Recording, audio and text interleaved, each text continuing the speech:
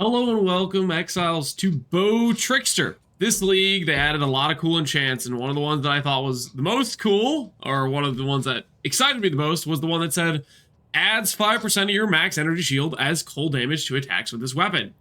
If you know me, I like scaling ES numbers, I like scaling life numbers, I like making the number go big.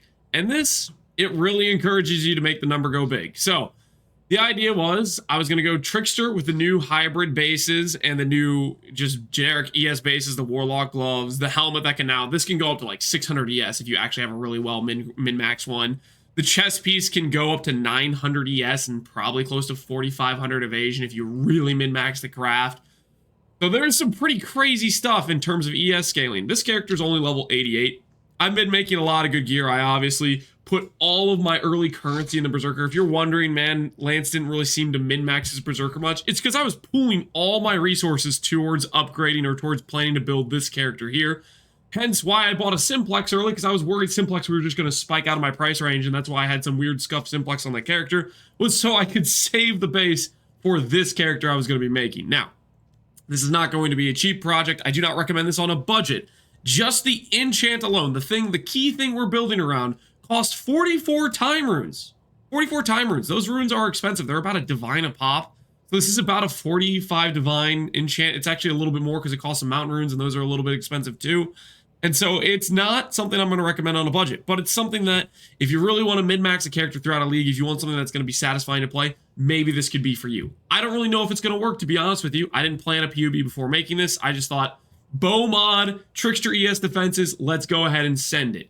Now, some of the things I want to do with this character is, number one, I have some goals. I want to try to hit 30,000 energy shield. That's a late league goal. Number two is I want to do the hardest Valdo maps, Tormented, Feared, Voided, the whole works. So that's some of the stuff I'm going to shoot for. Whether or not I succeed with this character, I don't know. Right now I'm starting out with Rain of Arrows because I thought it would be fun. I don't know if this is really that good of a skill. I'm not much of a bow guy, but I'm going to try out different skills, try out different setups. Right now I'm starting out with Rain of Arrows just because it sounded like fun. I have a Mana Forge setup with Lightning Arrow, for Clear with GMP and Pierce, as well as I have a Frenzy with Mana Forge Arrow, Culling Strike, and Power Charge, a Trigger on hit or Mark on hit for Assassin's Mark. That's some of the stuff we have here. And some of the cool things I want to mention is something I didn't even know about. Apparently, the Rage on hit affix for gloves is generic. So if you're playing a bow build, highly recommend. This thing's basically 30% more damage while in combat because you can stack all the way up to 30 Rage, and that is just 30% more damage. So can recommend this glove implicit a ton. Some of the other cool things we're going to do is I want to highlight one of the new strongest Watcher's Eye mods in the game that you might not have heard of because it was new and it was changed.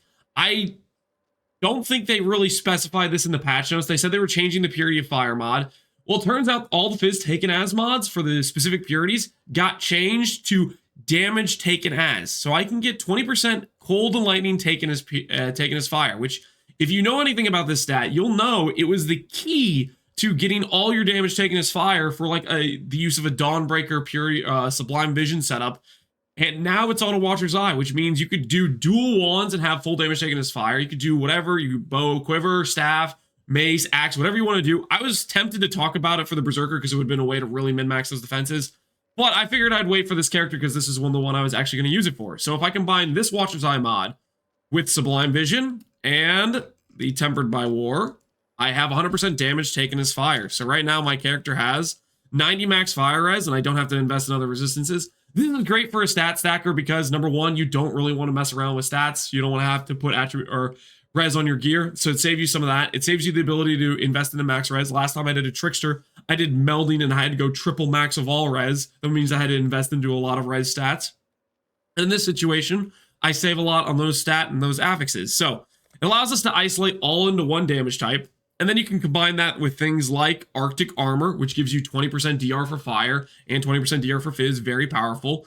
You also can invest into, well, right now I have Herald of Ice for aesthetics, but maybe late game I'll do an aspect of the crab or an aspect of the spider. I haven't decided.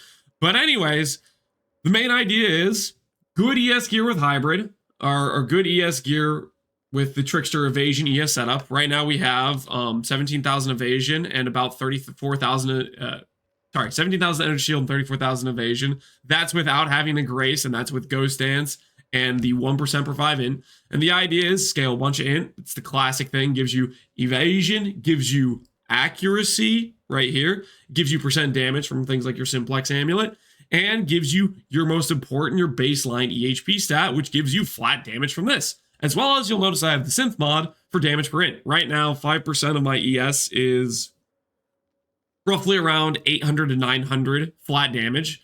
The 1 to 6 lightning damage is about 3.5 damage per 10 intelligence. I have on my character currently 1600 intelligence. That's around, I don't know, 600 to 700 flat damage. And then my bow itself has about, I don't know, 400, 500 flat damage.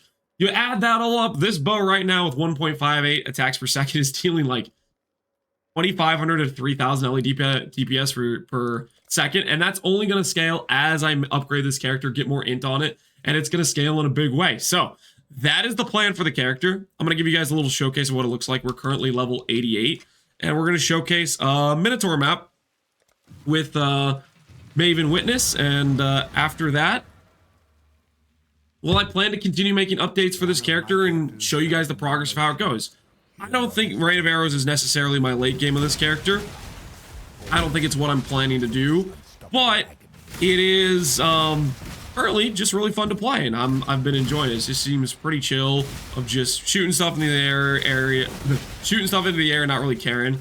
It doesn't really need plus arrows as much. Eventually, if I craft, a really good bow with +2 arrows, I craft a good quiver with +1 arrow, then I'm gonna start looking at the other skills that benefit from additional arrows. But for right now, Rain of Arrows doesn't benefit as much as those skills do, and it's just something chill to play initially while I'm thinking about what I want to do late game, and it's going to work plenty fine while I farm and make currency for the character.